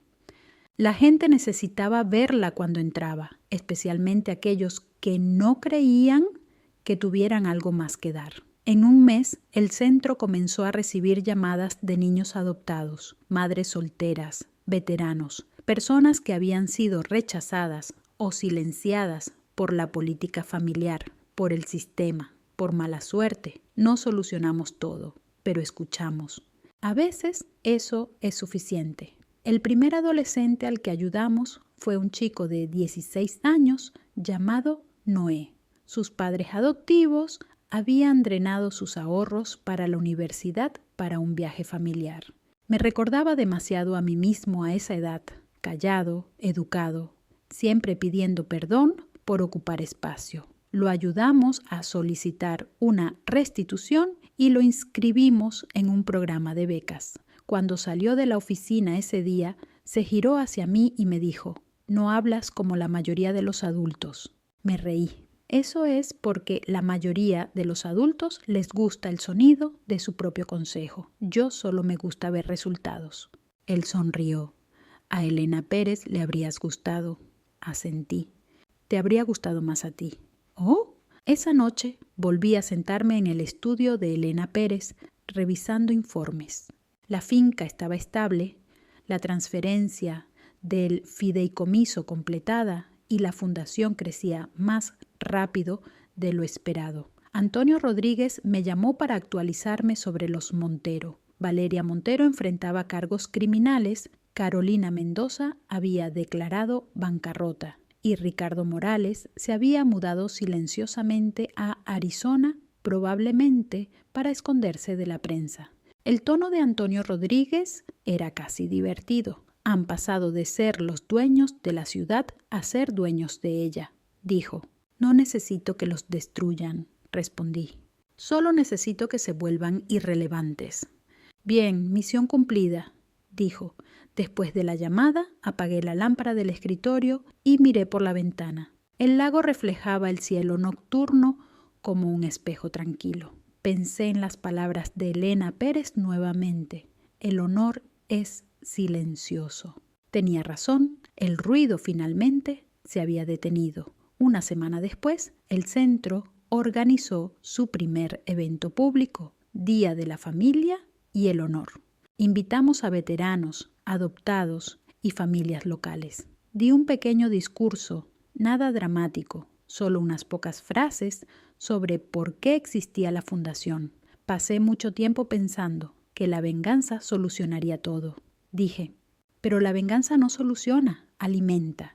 Toma hasta que no quede nada de ti. Lo que realmente soluciona, lo que realmente te reconstruye, es hacer algo que sobreviva al dolor. La gente aplaudió, pero eso no fue lo importante. Lo importante fue la anciana que se acercó a mí después. Tenía lágrimas en los ojos y un temblor en la voz. Mi hijo no me habla desde hace 5 años, dijo, pero vi tu historia en las noticias. Lo llamé ayer. Habíamos hablado durante 2 horas. Eso lo hizo. Ese fue el legado de Elena Pérez trabajando en tiempo real. En los meses siguientes, la fundación se expandió por Washington. Iniciamos mentorías para veteranos, financiamos sesiones de terapia y ofrecimos apoyo legal para jóvenes adoptados. El nombre Elena Pérez se convirtió en sinónimo de integridad. Cada vez que veía el logo y el águila posada sobre un puente, simbolizando la conexión, sentía ese mismo orgullo silencioso que Elena Pérez solía tener cuando terminaba un día de trabajo arduo. Pero la atención vino con sombras. Los periodistas seguían intentando excavar en mi pasado, buscando drama para resucitar. Un tabloide publicó una vieja foto mía en uniforme con la leyenda «De soldado a sobreviviente del escándalo». No me importó que hablen. La verdad no necesita relaciones públicas, solo necesita consistencia. Francisco Ruiz pasó una noche con una botella de whisky. ¿Has convertido este lugar en algo real?, dijo, sirviendo 2 copas. No es mío, respondí. Es suyo, levantó una ceja. Le hablé con franqueza, como solía hacerlo en las reuniones, sin adornos, sin lástima, solo ejecución. Cuando la reunión terminó, Francisco Ruiz me dio una palmada en el hombro. «Me recuerdas a mi antiguo comandante», dijo. Ella tampoco hablaba mucho, solo hacía que las cosas sucedieran. Esa fue la mejor felicitación que recibí en todo el año. Afuera, el viento del Puget Sound estaba fresco, pero limpio. Seattle finalmente había dejado de llover y las nubes parecían darme un respiro por una vez. Bajé al muelle cerca de la propiedad y observé el agua moverse bajo la luz. Elena Pérez solía decir que el agua era honesta, siempre en movimiento, nunca pretendiendo estar quieta. Casi podía escuchar su voz cuando el viento susurraba entre los árboles. De vuelta en la casa, Tomás Sánchez había colocado un viejo baúl militar en el estudio de Elena Pérez. Dentro había archivos que ella había guardado desde sus días como enfermera, informes médicos, condecoraciones, incluso cartas de los soldados que había tratado. Una carta me llamó la atención. La letra era joven, desordenada, sincera. Una vez me dijiste que sobrevivir no se trata de suerte, se trata de lo que haces con tu segunda oportunidad. Lo logré. Estoy intentando que valga la pena. No había nombre, solo una firma. J.S. Cerré la carta y la coloqué sobre su escritorio. Esa línea, haz que valga la pena, se convirtió en el lema de la fundación. La imprimimos en la pared sobre el mostrador de recepción. La gente necesitaba verla cuando entraba, especialmente aquellos que no creían que tuvieran algo más que dar. En un mes, el centro comenzó a recibir llamadas de niños adoptados, madres solteras, veteranos, personas que habían sido rechazadas o silenciadas por la política familiar, por el sistema, por mala suerte. No solucionamos todo, pero escuchamos. A veces, eso es suficiente. El primer adolescente al que ayudamos fue un chico de 16 años llamado Noé.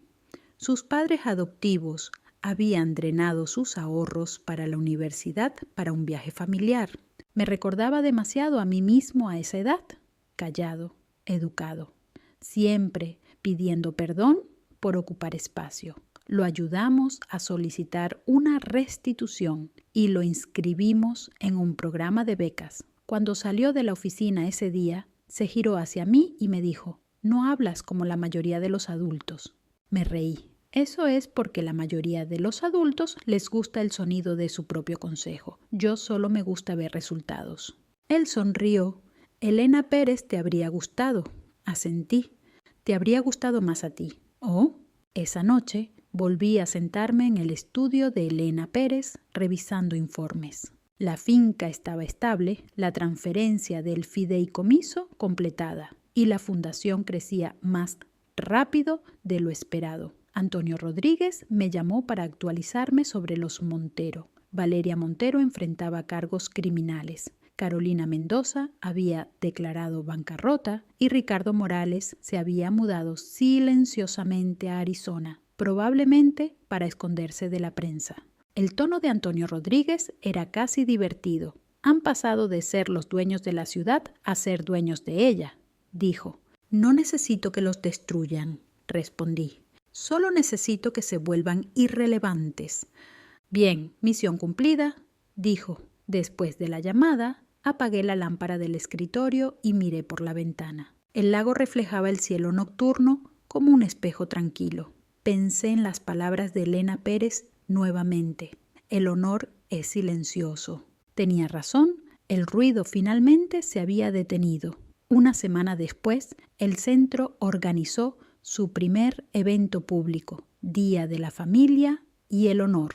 Invitamos a veteranos, adoptados y familias locales. Di un pequeño discurso, nada dramático, solo unas pocas frases sobre por qué existía la fundación. Pasé mucho tiempo pensando que la venganza solucionaría todo. Dije, pero la venganza no soluciona, alimenta, toma hasta que no quede nada de ti.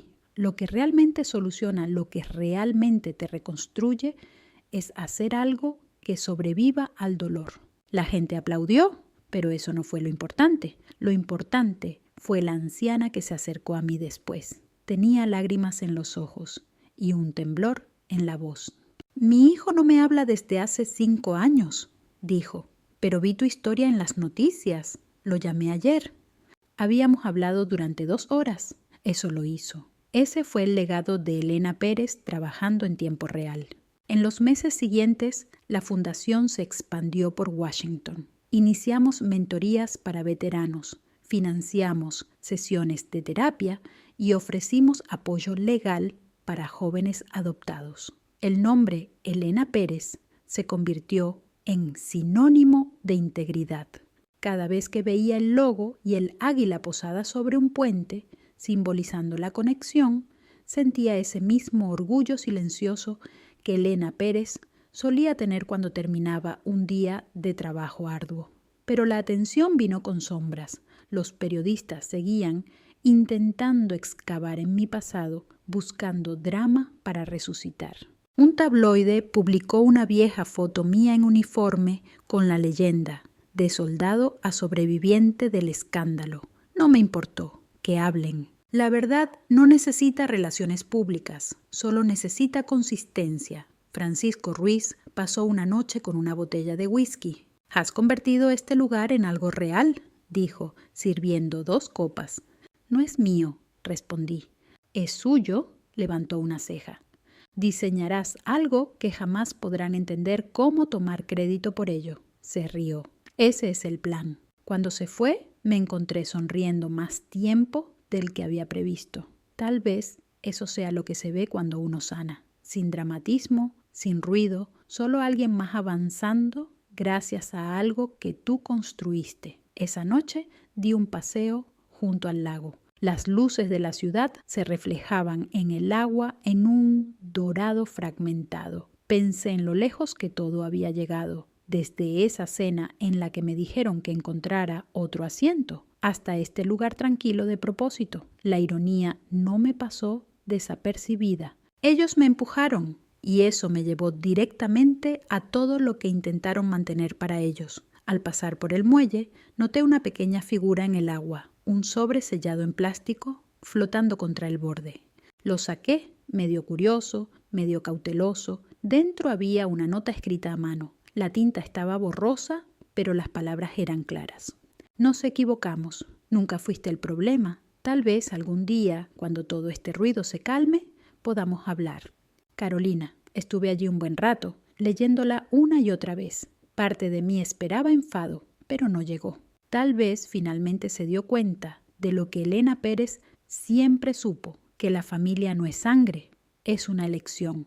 No respondí, doblé la carta y la coloqué en el cuaderno de Elena Pérez, entre las páginas sobre perdón y resiliencia. No necesitaba respuesta. El silencio entre nosotros dijo lo suficiente. A la mañana siguiente, la fundación organizó una ceremonia para los veteranos locales.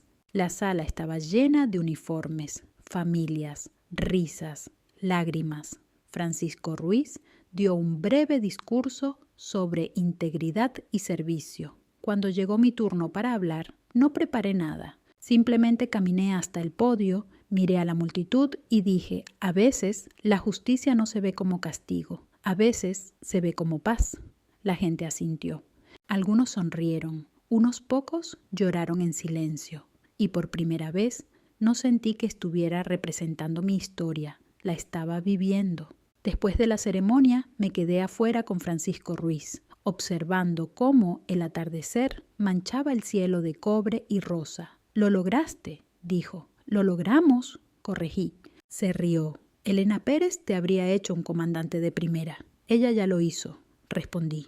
A medida que el sol se hundía detrás de los árboles, las primeras luces se encendieron dentro del edificio de la fundación. El resplandor dorado se derramaba por el patio, iluminando las letras de bronce del cartel Helen Pérez Center for Honor and Family Advocacy. El reflejo brillaba sobre el lago, extendiéndose hacia el horizonte. Durante un buen rato me quedé allí, con las manos en los bolsillos, respirando el aire fresco. Todo a mi alrededor, el agua, el silencio, el propósito. Todo se sentía exactamente en su lugar. Y cuando finalmente me di la vuelta para entrar, me sorprendí susurrando las palabras que me habían guiado en cada paso de este viaje. El honor no es algo que heredes, es algo que te ganas, una elección a la vez.